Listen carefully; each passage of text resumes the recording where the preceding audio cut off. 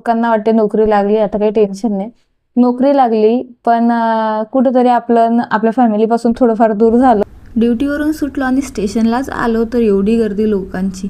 कारण आधी 2 गेल्या लोकल त्या म्हणजे एसीच्या आणि नंतर आम्हाला जायचं होतं ट्रेननी. तर बघा किती गर्दी, एवढ्या गर्दीतून चढून आम्हाला ट्रेनमध्ये बसायचं. आता कसं बसू काय माहिती.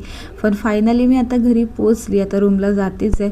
भाग्यश्री होती तर तिला काही सामान घ्यायचं होतं, मग ती थांबली. मी आली पुढे जाऊन कारण आता टाइमपास करायचा नव्हता. आता पोहोचलीये रूमला. ट्रेनला गर्दी तुम्ही बघितलीच किती असते. आता जायचं, जेवण बनवायचं, आवरायचं, अंघोळ करायचं आणि काम करायची. फायनली एवढी मोठी गर्दीतून मी घरी पोहोचली. चला आवरल्यावर भेटते. आवरल्यानंतर मला काही नाही कामं करायची नव्हती कारण तेजूने जेवण बनवलेलं होतं. मला फक्त थोडेफार कामं करायचे होते. ते झाल्यावर तुम्ही लगेच भेटते. आज काय झालेलं, ड्युटीवरून येतानाच मी कणूस घेतले होते. म्हटलं बॅगेतून सामान काढून घेऊया कारण ते तसं राहिलं ना मग ते दिवसभर पण तसंच राहील उद्या. कारण की मग बॅगेला हात लावणं होत नाही. म्हटलं टिफिन वगैरे काढून घेऊया. टिफिन वगैरे काढला, नंतर बॅगेतलं सामान पण काढलं. कणूस आणले होते ते पण काढून घेतले उद्या भाजायसाठी, नाहीतर अजून आठवण नाही राहायचं. आणि सगळ्यात महत्त्वाचं म्हणजे चार्जर. मोबाईल चार्ज करायला ते तर लागतंच.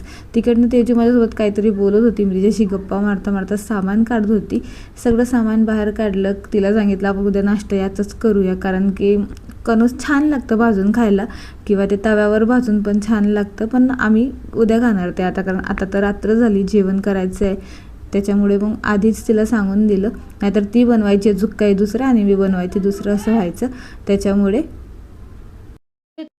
ती म्हटलं लावून देऊया. तुमच्यासोबत डायरेक्ट जेवण झाल्यावरच भेटली कारण भांडे लावून दिली आणि हे केस मोकळे सोडले तर दिवसभर बांधलेले असतात आणि पावसाळा चालू आहे तरी ऊन खूप तापते म्हणजे केसांमध्ये घाम पण येतोय. म्हटलं मोकळे सोडूया थोडा वेळ त्यांना.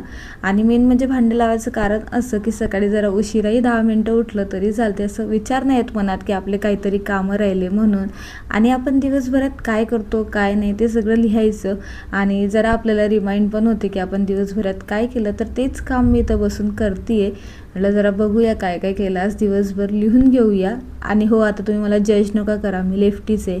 मी लेफ्ट हाताने लिहिते कारण मला 11 बोटं होती हाताला आणि उजव्या हाताला 6 बोटं होती. तर जेवण करताना काय व्हायचं, ते भाजीत पडायचं बोट घडी घडी. तर मग मला ही लेफ्ट हँडची सवय लागून गेलेली. तर मी जेवण तर उजव्याच हाताने करते पण कामं वगैरे मी डाव्या हातानेच करते. मला सवय झाली आता, ती लवकर सुटणारच नाही. जरा रिलॅक्स, केस मोकळे सोडले की खूप भारी वाटते. आणि ड्युटीवरून आल्यावर जो दिवसभराचा तणाव असतो ना, तो केसांना जरा आपण असं मालिश वगैरे केली ना तर छान वाटतं. पूर्ण दिवसभराची थकानसुद्धा निघून जाते. म्हणून मग जरा आपलं स्वतःकडे पण लक्ष देणं हे आपलं पहिलं कर्तव्य आहे, सगळ्यात पहिलं. सगळी कामं तर संपून जातात. यायचं, सगळी कामं आटपायची, जेवण करायचं, मग नंतर झोपायचं. सकाळी उठायचं, ड्युटीला जायचं, असंच रोजचं शेड्यूल असतं. आणि त्यामध्ये त्यामध्ये एक कधीतरी असं होतं की आपल्याला करमतच नाही. आपल्याला घरचीच आठवण येते. एक तर घरीच जाऊ वाटते. मग तेव्हा बी आपल्याकडे पर्याय नसतो जायचा. कारण असं तर नाही ना की आपण आजच ठरवलं आणि आजच निघायचं घरी जाण्यासाठी, आईला भेटायसाठी. त्याच्यासाठी पण खूप वाट बघावं लागते कारण आपल्या सुट्ट्या कधी पास होतील कधी नाही. जेव्हा सुट्ट्या पास झाल्या तेव्हा निघायचं. त्यामध्ये आपण असं वाटतं ना कधी कधी नोकरी लागली पण फॅमिली दूर आहे असं वाटत राहतं माणसाला. मला मला पण वाटतं कारण मला बाकीचं काही नाही पण माझ्या मम्मीची खूप आठवण येते कारण की ती एकटी असते तिकडे. एकटी म्हणजे भाऊ आणि बहीण ते पण आहेत पण असं मम्मीची आठवण येते. त्याच्यामुळे दिवस निघतो, रात्र पण जाते तिच्यासोबत फोनवर बोलायचं, मम्मीसोबत सगळं हे करायचं. आणि तरी मी जात असते. 1 महिन्यातून 1.5 महिन्यातून घरी जात असते. 2 सुट्ट्या 3 सुट्ट्या असं टाकायच्या आणि घरी जायचं. गाव जरी दूर असलं तरी मम्मीसाठी कॉम्प्रोमाइज नाही. जायचं, मस्त जाऊन यायचं, फिरून यायचं. पण जर आठवण झाली तर मग काही नाही पर्याय, फोन करायचा, फोनवर बोलायचं आणि निवांत राहायचं. आणि एवढं काही टेन्शन नाही घ्यायचं कारण की आपल्याला वाटते खूप दूर आहे पण दूर काहीच नाहीये. एक रात्र निघली की दुसऱ्या दिवशी आपण आपल्या घरीच पोहोचतो, असं जातं.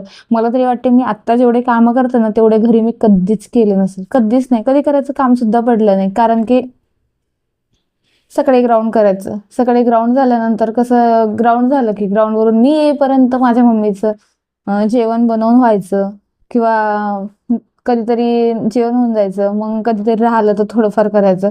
पण ते पण मम्मी काही करू देत नव्हती. मम्मी म्हणायची की तुझं तू बघ, बाकी काही नाही, तुझं बघ, तुझं व्हायला पाहिजे, बाकी मी सगळं मॅनेज करते. मम्मी कामं करून घ्यायची.